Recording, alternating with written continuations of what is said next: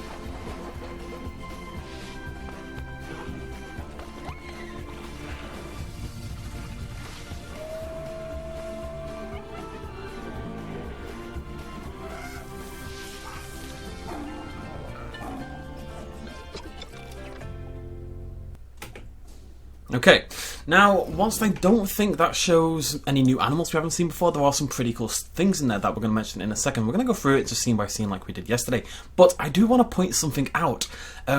It's not included in this video, it was as part of the sort of wider E3 kind of thing. It said that if you pre-order Planet Zoo at planetzoogame.com, which basically means pre-ordering it on Steam, now you can't do that right now as I record the video, but I'm assuming it's going to be online relatively soon, then you will be able to play the summer beta of the game. The game is going to have an early access beta version, which means, never mind November, we are going to get Planet Zoo in our hands in the next 2 or 3 months, something like that, which is really cool. Some people will be a little disappointed this isn't a proper gameplay trailer. It is an in-game footage trailer, but it's not a gameplay trailer. They've said that this Friday they're doing a gameplay presentation for the game with like the woman on the thing was doing a voiceover. So this Friday at 10 or 11 AM, something like that, UK time, we're going to get a proper, or PST time, no, nobody knows, we're going to get a proper gameplay look at the game, which is really, really exciting as well. Right, let's take a look, see if we can see anything new here. Just the opening scene's nice and chill. There's our hippo exhibit right again. One thing I really like about this is, of course, this is showing us the day-night cycle. I don't think we've actually seen the day-night cycle at all in the game so far. And this looks... doesn't that look beautiful? It barely looks like a zoo. It looks like a... there's a couple little spotlights and you can see the fence in the distance, but it looks like a beautiful natural environment. That lighting on the sunrise is gorgeous. And it is for all of them. Look at a little sleepy lion. Sorry, I don't really have anything to add to that. It's just... yeah. Okay, so we already saw that clip with the bears, already saw that clip with the wolf, already saw that clip. There's our crocodiles now. I've reconsidered my position once more. I'm leaning back towards saltwater crocodile as my crocodilian species. So I don't know, people have suggested multiple things. I'm leaning back towards saltwater crocodile, but this is, again, something we've already seen. Check my other video if you want to see analysis on all the scenes. So this is a new clip right here. Doesn't show us much, it shows us the cleaner doing his... we're going to get a great look at the cleaner very, very soon. We've got a good look at the herbivore feeder as well, the giraffe feeder, nice and tall so they can reach down and grab hold of it. We've got some lampposts in the background and like a barn in the far, far distance as well. There's a lot of emphasis in this video on customization. There's one bit in particular I want to focus on when it comes up. By and large, I don't think there's going to be too much to point out in this thing, but that, I mean, oh, no, you've gone too fast. This is, of course, the same thing we've seen multiple times before. I still don't really understand how this works, but it does look like a park entrance, doesn't it? And it kind of zooms out over the whole park, and yeah, it's beautiful. This is the British architecture method, we think. As far as we know, the game has multiple architecture methods for different areas, so you can use British, there's an Arctic one, I think there's an African one. We haven't really seen much focus on that quite yet, but this definitely looks, this is quintessential British. There we go, brand new. So again, we see the guests, who, I'm not the biggest fan of the guests, if I'm honest, but I will say there appears to be pretty decent variety in the guests, just based on this image right here. First of all, we have both kids and adults, which is a step up from Jurassic World Evolution. They are back to the Planet Coaster style, the kind of overly cartoonized, is that a word? We're going to pretend it is. Cartoonified guests, which I don't mind them individually. I think they don't mesh quite that well with the animals. But here we actually see, you can see that this bottom bit, that is the African style, the architecture style I just mentioned, over on the left as well. So you can see just from here we have 3-4 different types of fence, all African styled. So you imagine we got that for that, we got that for Britain, we got that for Arctic or aquatic, I can't remember what it was, as well as a few others at least, you'd hope. We're going to have so much variety. I get to see a lion playing with a scratching post, which is really cool because obviously there's a lot of emphasis on the animals in this game, more than... It's animals and customization seem to be the two big focuses for me. And to that end, enrichment and looking after your animals and making them happy is obviously very important. So big scratching posts for your lions and stuff like that should be fundamental. We've of course seen the footballs for the elephants and stuff like that as well. Look at them go. Beautiful. So this is new as well. Again, the same exhibit we've seen before, but this is the actual one where we saw the elephant swimming. If you look over to that left-hand side, we've got this beautiful curved bridge, sort of elevated path over in that top left section. And there's the sort of play area between the two rocks that I mentioned yesterday as well. And a little baby elephant. Get to see the feeder chock-a-block with watermelons and hay and other things. We have actually talked quite a bit about the food in the game before. You will be able to research better food options for your animals. Now it seems to be per animal, as in your elephants, you'll research better elephant food, blah blah blah, and maybe you research ungulate food or, you know, big cat food instead or something like that, or maybe you just upgrade your food in general. No, it's really nice that they can all eat together as well, you know, as a family. It's nice. So, right, let's just go back a little bit. There's our hippo exhibit again. Same one, so you can see on the right hand side, you got that the viewing area. We've seen this basically exact same shot before. It's a little bit more pulled out, I would say, so we can see the sort of viewing area. Honestly, it doesn't sound like a big deal, but these elevated paths with staircases and the way they curve around the exhibits is going to be really important. It's such a big part of zoos, and it's going to give us a lot more creative control, I think. Oh, so cute. I don't have anything to say on them. This is very exciting. Let's just focus on that left-hand side bit and play that a few times, shall we? How far back can I go?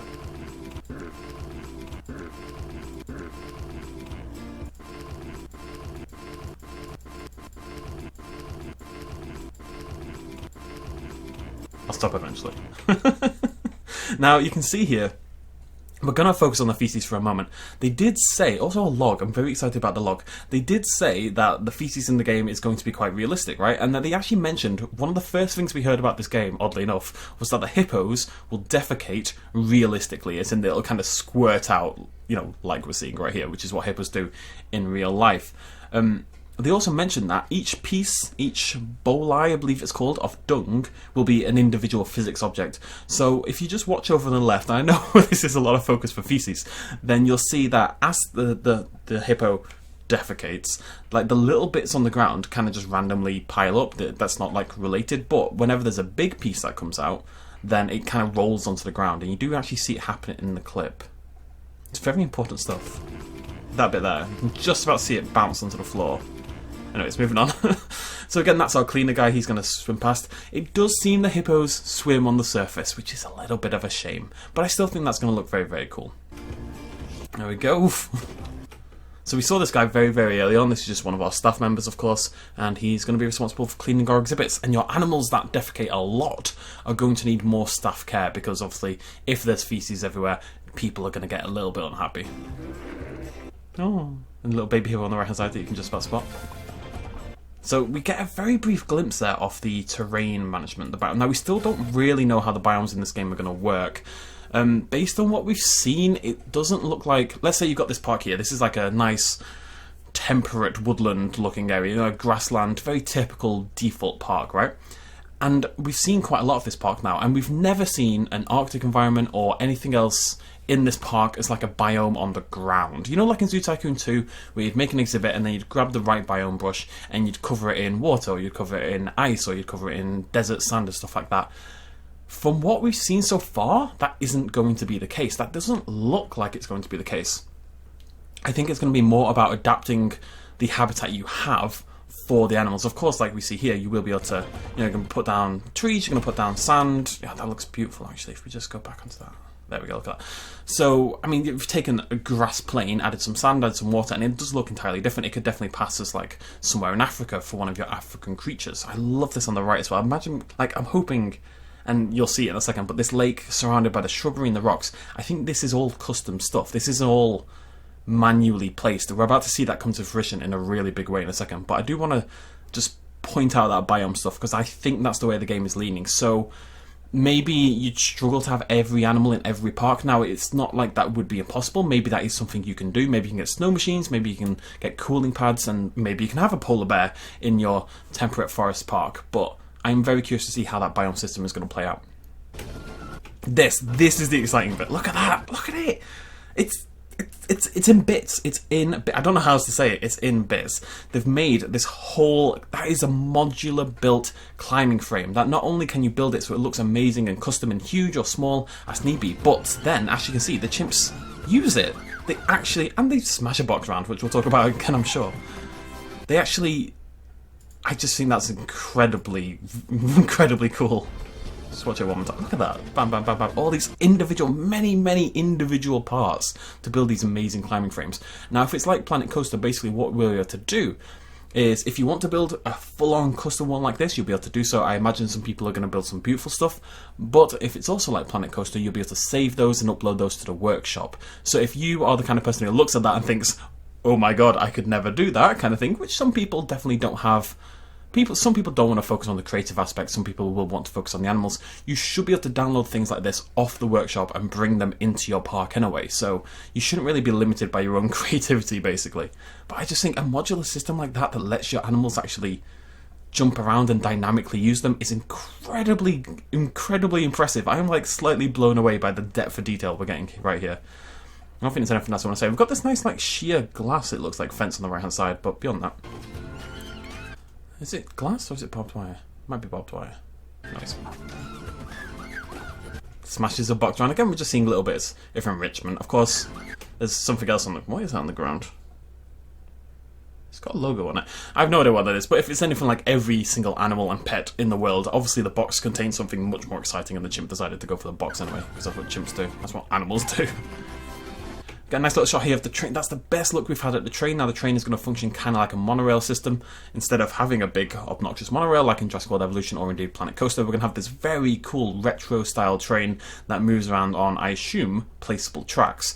Now, with multiple stations and stuff like that, they have said that your guests being able to efficiently get around your park is actually going to be important. There was also a hint in another article a while back that suggested that those trains will be customizable a little bit. You can see how the colour, at least, change that red to a different colour would be quite an easy thing to customise. Anyway, it's got a really nice look at the giraffe exhibit there. Zooms out a little bit. Like, again, I just really like these. I don't think you can see my mouse. We've got some interesting buildings here, actually. So we've got this sort of elevated viewing platform on the lower left. Now, we've seen something like that before. That is very similar to the one we saw in the zebra exhibit.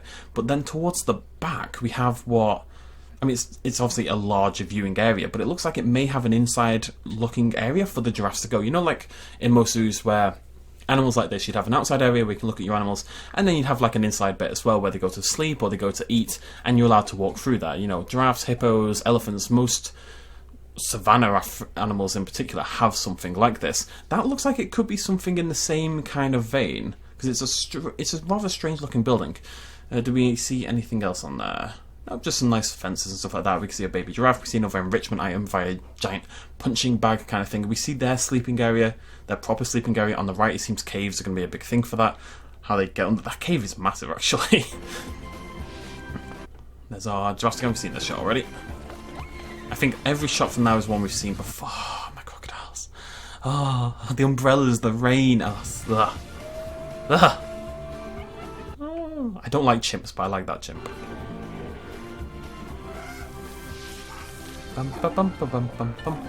It's interesting that they're showing us the same zoo basically for this entire thing. This entire park, this whole trailer, the first trailer, all the screenshots we've seen are from one single zoo. They've clearly made one zoo they're very proud of. The only one I'm a little unsure about is the wolf in the snow, but we have seen the bears in their same exhibit also in the snow. So it seems snow is going to be a thing that impacts your zoo, and you've got to acclimate for it, because let's say you've got lions in the zoo, as we know is going to be possible. 99% of the time you're in temperate forest, you'll make a slightly savanna-looking area, and your lions will be happy. But when it snows, when that snowstorm comes, which is going to be more common on other zoos, you'd assume, then animals like your lions are going to be unhappy, and you've got to find a way to look after them in that situation. It's only a minute long. Let's just play through it one more time, see if we can pick anything out. But we are pretty much done. I mean, that is gorgeous. Those are hippos, right? The lower one looks a little bit like a croc now that I look at it, but I think they're meant to be hippos. It's beautiful. It's absolutely beautiful. Oh, I can't help it. Alright, I don't want to pause too much on this one. Up you get, buddy. It's interesting that zebras were just... You see a lot of animals relaxing and sort of sleeping just sort of on the ground, like the giraffe right there. It seems they're going to have like a natural resting state that they don't... Oh, did I just see... There's something moving in the background. What is that? Is that an elephant? I think that's an elephant. So this is, but I really like this shot. This is a really good look at what our zoos are going to look like, nice and up close. And the lion looks great behind the glass paneling. I love glass. It could be the one-way glass we know is in the game as well to give your animals more privacy. It looks like it. Doesn't that look like a proper zoo, right? Isn't that the point? It looks like a zoo. That is actually one of the first shots we ever saw. Something very similar to that. We see this slightly African-themed shelter on the right-hand side with those big sort of tribal patterned rocks. Baby elephant. That's interesting. I just want to point out little things. This, if you look to the left of the elephant, there's like a blue thing. It could be, that could be right there. That could be the water filter, actually. That looks like a water filter to me. So maybe behind the elephant is where the pool area is. The water filter goes down into there and keeps the water clean. We know that managing those water filters is going to be part of the game, so... Oh, it kills me. Also, there's a log. I'm very excited about the log. Bum, ba-dum, ba-dum, bum, bum, bum. Doesn't that look beautiful? Oh, the modular building. Oh, yes, please. Straight into my veins. Straight into my veins.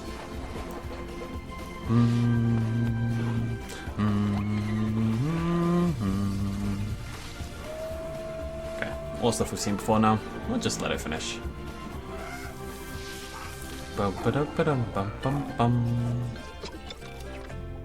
So they didn't actually include the release date, but I believe it's the 5th of November.